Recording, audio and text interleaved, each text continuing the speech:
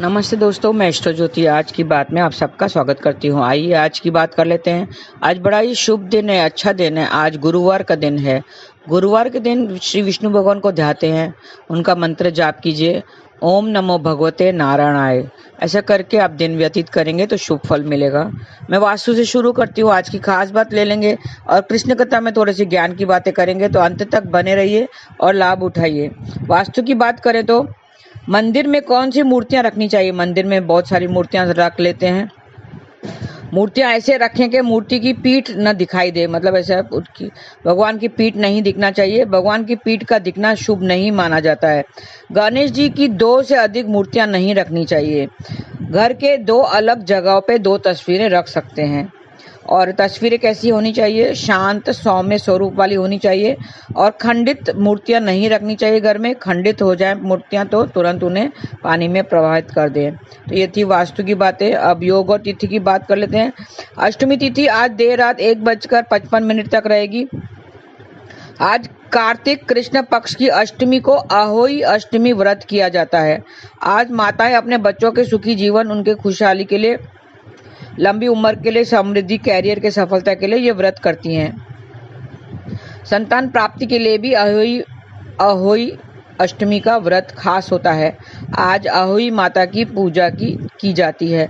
पूरे दिन व्रत करके शाम को तारों को देखकर पारण किया जाता है। कुछ लोग मान्यता अनुसार चंद्रमा को अर्घ देकर भी व्रत खोलते हैं।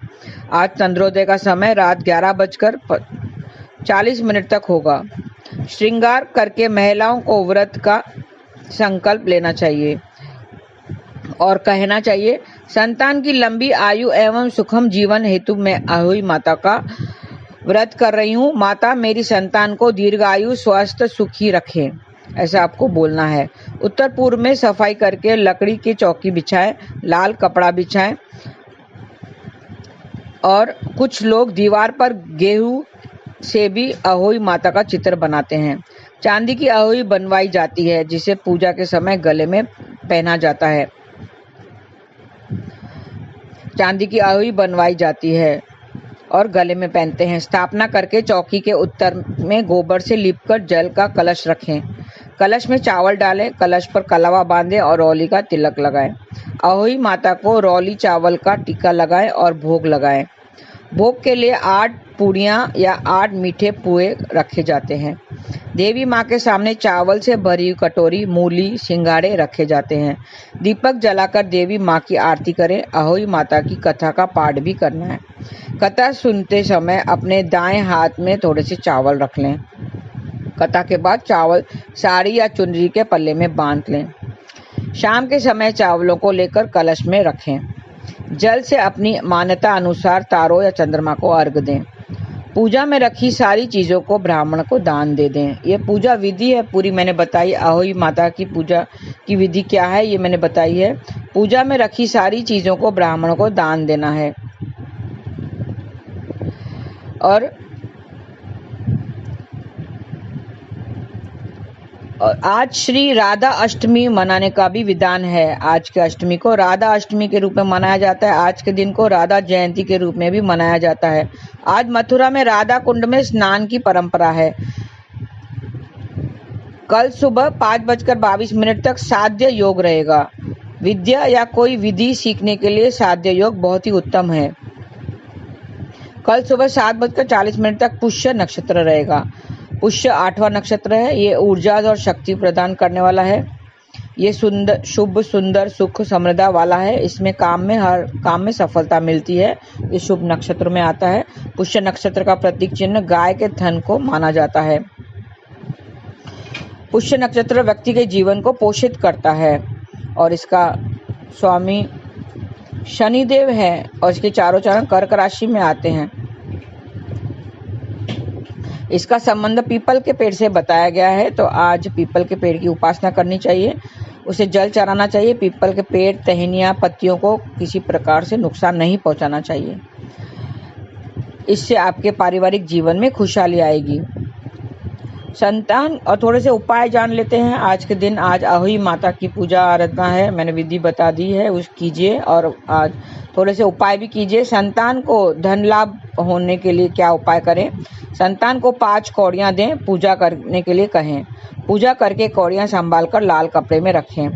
अगर संतान पूजा न कर पाए तो आप सारी पूजा करें और फिर पूजा के दौरान देवी माँ को लाल फूल अर्पित करें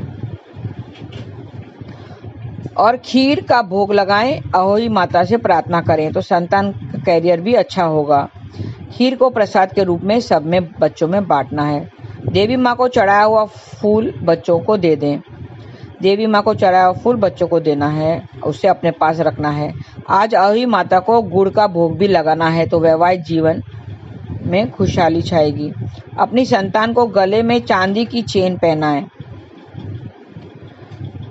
तो इससे आपका जीवन सफल होगा। भोजपत्र पर अष्टगंध से या कोरे कागज पर लाल पेन से 201 बार संतान का यंत्र लिखें। आने वाले रविवार में अगले 11 दिन तक यंत्र लिखें। 11वें दिन यंत्र लिखें तो सारी यंत्रों को इकट्ठा करके उसकी पूजा करें। पूजा के बाद उन्हें बहते हुए जल में प्रवाहित करें। पूजा के बाद उन्हें बहते जल में प्रवाहित करना है। आज अहोई माता से प्रार्थना भी करनी है। विधि पूर्वक पूजा करें। तांबे का सिक्का लेकर बहते हुए जल में बहाएं तो आपके जो मन की जो मनोकामनाएं हैं वो पूर्ण होगी। अहोई माता की पूजा करके सूर्य देव को जल चढ़ाएं तो जो गलत संगत हुई है वो दूर हो जाएगी। संभव हो तो तांबे का सिक्का जल में बहाएं। एक चांदी का चंद्रमा लेकर संतान को दें तो उसके बिजनेस में तरक्की होगी। संतान को चंद्रमा अपने गले में पहनना है। चंद्रमा का लॉकेट आता है चांदी का, वो उसको पहना दें। स्नान करके भगवान शिव की उचित विधि से पूजा करें तो कैरियर संबंधित सारी परेशानियां दूर हो जाएंगी। भगवान का जलाभिषेक करें और चंदन अर्पित करें। कैरियर की परेशानियों से मुक्ति के लिए प्रार्थना भी करनी है। एक कटोरी में चावल भरकर 1 रुपए का सिक्का रखें और अहोई माता की विधि पूर्वक पूजा करें तो पारिवारिक जीवन खुशियों से भर जाएगा। आज गुरुवार के दिन पुष्य नक्षत्र है तो आज गुरु पुष्य नक्षत्र है तो ये अच्छा ही शुभ नक्षत्र है, अच्छा नक्षत्र है। गुरु पुष्य नक्षत्र है तो इसके संबंध में आज उपाय करेंगे उसमें सब आपको सफलता मिलेगी। गुरुवार को पुष्य नक्षत्र हो तो सोने चांदी का सिक्का खरीदने। लाजवंती यानी छुई मुई का पौधा लगाकर जड़ में पूजा करें। सतावर का पौधा घर में लगाने से उसकी पूजा करें। तो ये सब आप अगर तीनों करेंगे तो आपको शुभ फल मिलेंगे। तो ये थे छोटे से उपाय। आज बहुत ही अच्छा दिन है, शुभ दिन है, पवित्र दिन है। गुरु पुष्य नक्षत्र भी है। पुष्य नक्षत्र अगर गुरुवार को पड़ता है तो बहुत ही शुभ माना जाता है। तो आज मैंने उससे निमित्त आज अहोई माता की पूजन का मैंने विधि बताई है, वो कीजिए। और आज सोना चांदी आप कुछ भी खरीद सकते हैं तो खरीद लें। और बच्चों को जैसे मैंने बताया है चांदी का चंद्रमा लेके धारण करें तो सारी परेशानियां दूर हो जाएंगी और आपको शुभ फल की प्राप्ति होगी। तो ये थी आज की खास बात। और अब कृष्ण कथा में हम कार्तिक मास चालू है। कार्तिक मास का हिंदू धर्म में विशेष महत्व होता है। दरअसल इस महीने भगवान विष्णु लंबे समय की नींद के बाद जागते हैं। इसी महीने में ऐसा मान्यता है कि कार्तिक मास में भगवान विष्णु और माता लक्ष्मी की पूजा करने से व्यक्ति के जीवन में सुख समृद्धि आती है। साथ ही इस महीने में गंगा स्नान का विशेष महत्व है। बता दें कि कार्तिक मास का आरंभ 17 अक्टूबर शाम 4:55 से हो गया था। कार्तिक कृष्ण पक्ष की प्रतिपदा तिथि लग गई थी, प्रारंभ हो गई थी, लेकिन उसकी उदया तिथि के अनुसार 18 अक्टूबर से कार्तिक मास का आरंभ माना जाएगा और ये कार्तिक पूर्णिमा के साथ 15 नवंबर को समापन होगा। कार्तिक मास के नियम का पालन, साथ ही कार्तिक मास में जप तप और पूजा पाठ करने से व्यक्ति को धन धान्य की प्राप्ति होती है। इसके अलावा भगवान विष्णु और माता लक्ष्मी की कृपा भी मिलती है। लेकिन इस महीने में कुछ बातें का विशेष ख्याल रखना चाहिए। आइए हम थोड़े से वो जान लेते हैं। अब तक आपने नहीं ध्यान दिया होगा तो अब ध्यान दे दें। कार्तिक मास में गरीबों को चावल का दान करना चाहिए। ऐसा करने से चंद्र दोष दूर होता है, साथ ही चंद्रमा ग्रह शुभ फल देने लगता है। कार्तिक मास में दीप दान करने का भी विशेष महत्व है। शास्त्रों में बताया गया है कि कार्तिक मास में किसी पवित्र नदी, पोखर, तालाब आदि के पास जाकर घी का दीप दान करना चाहिए। ऐसा करने से व्यक्ति को पुण्य मिलता है। और संध्या में दीप दान करने के टाइम पे दामोदर अष्टकम का जो पाठ है वो जरूर शुरू करना चाहिए, सुनना चाहिए। दामोदर दास के आप YouTube में जाएंगे, दामोदर दास दामोदर अष्टकम आप टाइप करेंगे तो आ जाएगा, तो वो आपको चलाना है, सुनना है। हर दिन दीपदान के समय में वो चलाना चाहिए, इससे शुभ फल की प्राप्ति होती है। कार्तिक मास में तुलसी पूजन का भी विशेष महत्व है। शास्त्रों के अनुसार इस महीने में रोजाना सुबह शाम तुलसी में घी का दीपक जलाना चाहिए। साथ ही इस महीने में तुलसी का सेवन करना भी शुभ माना जाता है। कार्तिक मास में शरीर पर तेल नहीं लगाना चाहिए। इसमें आप सिर्फ नरक चतुर्थी, कार्तिक कृष्ण चतुर्थी पर ही आप तेल अपने शरीर पर लगा सकते हैं। बाकी दिन भूलकर भी शरीर पर तेल नहीं लगाना चाहिए। कार्तिक मास में भूमि पर सोना चाहिए। दरअसल भूमि पर सोने से व्यक्ति के मन में सात्विकता आती है।